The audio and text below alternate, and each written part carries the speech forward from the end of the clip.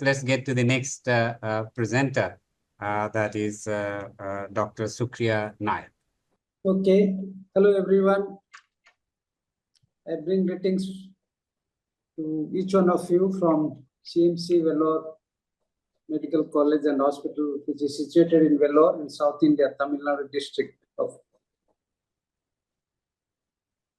I consider it a privilege to participate in this symposium and trying to highlight some of the addressing gaps in the holistic healthcare for better outcomes. That is my topic from the healthcare sector. When Professor Amar wrote me in all these many years back, I was wondering what is he talking about. He talked about two words, systems and regenerativeness. While being trained in medical science, we had a lot of systems, gastrointestinal, neurology, musculoskeletal and all that. But then regenerativeness also we are exposed to. As a physician, you know that the body regenerates after you do some repair. So that is nothing new. But when he talked about the system regenerativeness of the hospital environment, I didn't have any clue. Then as I started delving into this, and after discussions and deliberations, I have understood a little bit, I would say, at this point of time. Anyway, I'll try to share my experience of one of our patients who had come to us in treatment, and based on that, probably try to highlight the insights. So while preparing this talk, I am grateful to Dr. Vijay, who was my junior consultant, who has helped me in writing the chapter as well as in this talk. This is about a story of a young man of 35 years old who is a office worker. After finishing his night duty, he was going back home on a motorbike. But on the way, highway, he stopped by to buy some fish and vegetables to take home. And unfortunately, one four-wheeler comes and bangs the motorbike and knocks him out, throws him off. And as is the scenario, common scenario in the subcontinent, there are many onlookers. Only few come forward to help. Because of various factors, because of fear, because of not knowing what to do. But anyway, with the help of some bystanders, somebody called an ambulance. And unfortunately, this ambulance arrived 60 minutes later. And as you know, in an accident, time is an essence. And that dictates the outcome. Unfortunately for him, 1 hour is too late. All said and done, he was taken to the local hospital, which happens to be the district hospital. But there, lo and behold, there are no trained personnel to deal with a severely injured person. And the institution as such has limited facility to treat trauma patients. Therefore, he was advised to go to a higher center. And all this happened in another state.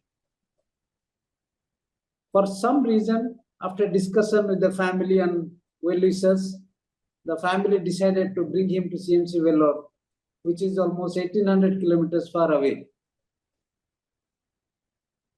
And to bring him here, how they have to organize, what all they have to do, they are not aware. But anyway, somehow they brought him here. But at this point, obviously, a lot of questions crosses our mind. Why he has to be brought to CMC Vellore, Tamil Nadu? How he has to be brought? The most ideal would have been air ambulance. But can they afford it? Obviously not. So when he arrived in Vellore, his condition was miserable, with severe infection, and many organs have started dysfunction, become dysfunctional. Next one, please. So, in the hospital, we have a cycle of care. That is what I would say the 5 pillars. I'll continue the story later on, but what does these 5 pillars constitute? It is the workers, hospital healthcare workers or the people in the institution. Then what they do in preventive care. All these are interlinked. If the people working in the healthcare system are made aware of the need, the problems, issues, and they are given proper education, and they are allowed to participate and contribute in a helpful environment, then it is a win-win for the institution as well as for the people. And these people have to be also aware about their commitment to the people outside the institution. And nobody wants illness or an accident. Can that be prevented? Yes, of course. Not completely, but to a certain extent. So how they can take preventive measures in educating the public or helping them out and utilize the public health systems in place, and they have to deliver this. Then only the population at large will benefit by preventive methods. And one of the focus of our institution is to educate our doctors, nurses, and paramedics to deliver the primary care. That is the basic concept, that if your healthcare system has to be good or extremely good, then your primary care delivery has to be also extremely good, because that is the base on which the secondary level care and the tertiary care level will depend. Therefore, the institution takes enormous interest in educating the workers, hospital employees, in training them, equipping them, educating them so that they can respond in the best way possible at any given situation. And moreover, we send our doctors and nurses to almost more than 150 rural hospitals, mission-based hospitals, where they have to provide the similar care with limited resources. So it's a big challenge, but I think the institution has really built up a robust system with the experience of 120 years or more. The patient story which I shared arrived to our hospital, and that is where we give secondary level and tertiary level care to our patients. Again, to deliver optimum care, we have to make sure that our personnel and infrastructures are up to date. That needs vigorous training, it needs auditing, it needs well-geared system. Then only you can deliver to a large population. If it is a small setup, you can do that with minimum resources, minimum people. When it is a large system and the volume is more, obviously it gets multiplied. Even after the treatment, if the patient goes well, goes back home or to the community to recover, there has to be a continuity of care in rehabilitating. And in this endeavor, usually we employ outreach activities of our healthcare workers, and we involve the family and the supportive community all around. Once the patient goes through all this, primary care adequately given, secondary or tertiary care, whatever is required, optimally utilized, and then subsequent follow-up for recovery, then only we can claim that the person is healed completely and probably will be going back near normal features when he came to the hospital. Therefore, the whole cycle of our care is around the patient. It is where the people in the hospital, people outside, we have to rope in, and patient remains the central part of our care. So our institution is, we can say, patient-centric or driven by the need of the patient. With the measurement, different assessment modules we have, CMC is one of the successful model institute, I would call. As envisaged, every year it is ranked as third or second in many aspects, both teaching as well as service provider. So the internal milieu of the institution is encompassed by this principle, and they are interdependent, collaborative. It is never in one domain. It is always a teamwork. In trauma, what we call a mnemonics ABCD, we always go by the system, which is well tested and shown all over the world that it will save lives, limbs, as well as bring out good results. So that leads to rapid assessment, immediate intervention, and save lives. So it is not a single person's work, it is always a teamwork. Extend that to another department who requires multiple department care or intervention, then we call it as multidisciplinary team approach, where the surgeons, physicians, nurses, intervenists, anesthetists, physiotherapists all join together for the good of the patient, how they can make him recover quickly with minimum damage. Of course, the third component is the administrative support in the form of social worker trying to study and give counseling to the family, to the patient sometimes, and help them mitigate the situation, including the financial aspect. As you know, one hospital admission because of trauma drains the saving of a middle or low social strata family. So keeping that in mind, we have a provision of social worker and financial resources from philanthropic organizations, insurances to tap. So we try to help them out to bridge this.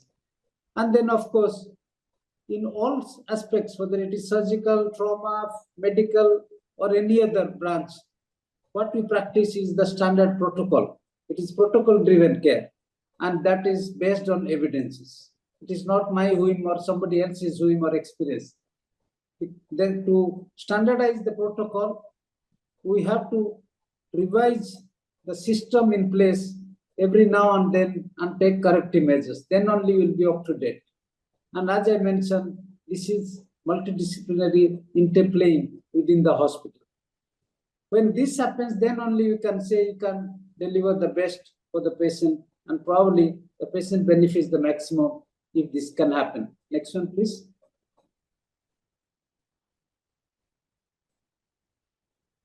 After the hospital care, the patient goes home or goes to a rehab center depending on the need. And that is where also a multiple section of the society come into play. And this is very crucial, especially in severe injury for long-term recovery. This is very, very crucial, where family support, community support, all that will be required. And to help them out, we send out our people, or we have a telecommunication to guide them every now and then and follow up the patients. Sometimes we tie up with the local healthcare givers and liaise with them to deliver the rehabilitating process. And in this, physiotherapy, psychologists, social workers are so important. And for our patient, we are able to do all this while he was in the hospital and after discharge. And therefore, I'm happy to report that after 2 months of discharge, even though he had multiple fractures and almost on the deathbed, he was up and about, regained his previous status, healed almost to normal, and has gone back to his job. And that is the rewarding news for us, the healthcare givers, when a patient recovers fully and joins the community of the family. Next one, please. If at all there is improper care given, for whatever reason, at whatever level, you can imagine it will create chaos. At individual level, it can affect physically, mentally. It will keep him away from the job. And sometimes, because of disability, the longevity can be also affected or lessened. Coming to family, of course, it is a financial burden. And how the family will cope, the quality of life of everybody in the family is affected adversely. And then probably the resources which they have, which is limited, if it is diverted for healthcare, the future generation of the the younger ones in the family also is compromised. 2 more minutes. Yeah, almost there. And coming to the society, it loses the skilled workforce. And if they're handicapped, they become healthcare burden. And for a nation, definitely it is economic burden. It probably adversely affects or lowers the GDP in a large scale. Next one, please. So if you are looking at a solution for any illness or trauma for that matter, it is never only at treatment level, but it is 360-degree covered. That includes the medical aspect as well as the financial need, the vocational training, and exploring all avenues to bridge the gap. Then only you can say you have done your best and the patient will get the best care. Next one, please. So as is well accepted, prevention is better than cure. Therefore, as healthcare givers, we would prefer to prevent many things, illnesses, accidents, but it can be done when you go take this awareness, education at different levels. As far as road traffic accident is concerned, you can always start teaching from school, colleges, and the public at large, thereby minimize the accidents, minimize the severity of the accidents. To this regard, actually, what we have started is a layman response teaching program where for 2 hours we teach them what to do, what not to do, and how to prevent accidents. Next one. Well, to get the best one, everything has to be under central command. Then only you can keep an eye on these systems, standardize them, and then put them into effective use. Next one. Yeah, these are the systems in implementation which I can think of at this point of time, but we have to keep the larger picture in front. Any disease or accidents we think of urbanization and industrialization, how to cope about it, how to address this climate change, which all the speakers have mentioned about and how they are doing. Technology is coming into vogue, especially the AI, and then of course, how these healthcare models can be sustained. So there are a lot of systems regeneration activities which happens, and we have to highlight this to make the healthcare to be a regenerative process. Next one. In conclusion, I would say that preventive and holistic care should be the norm to have the best outcome. And it is the collaboration between the government, healthcare providers, society, and population at large which will bear good fruit. And for effective implementation and policy, governance issues also has to be looked into, and the institutions have to have a game plan. And the care, if you deliver the care adequately today, probably will save lives, and that will reduce the economic burden in the society and to the nation as such. Thank you very much for your patient listening. It's great to see how the patient, when becomes the center of the hospital, the delivery of the service and the quality of the service phenomenally increases, and how the same science works across the health services that you presented. Thank you so much.